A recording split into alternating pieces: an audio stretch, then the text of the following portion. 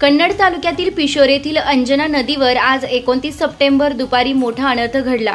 श्रावण निवृत्ती मोकासे वय 10 हा चौथीतील निरागस विद्यार्थी अमराई रस्त्यालगतच्या पुलावरून जात असताना तोल जाऊन पाण्याच्या प्रवाहात वाहून गेला। या दुर्दैवी घटनेनं परिसरात हळहळ व्यक्त होत आहे। गेल्या काही दिवसांपासून मुसळधार पावसामुळे अंजना नदीला सतत पूर येत असून नागरिकांना मोठ्या अडचणींना सामोरे जावे लागत आहे।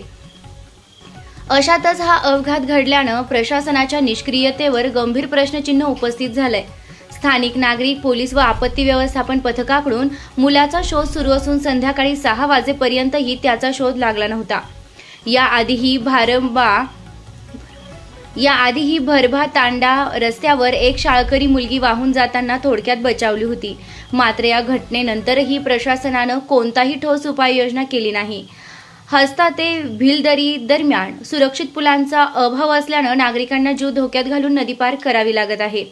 या घटनेनंतर संतप्त नागरिकांनी प्रशासनाविरोधात तीव्र नाराजी व्यक्त केली असून अंजना नदीवर तातडीनं सुरक्षित पूल उभारण्याची जोरदार मागणी केली आहे। सह्याद्रीचा राखणदारकरिता जावेद शेख, पिशोर।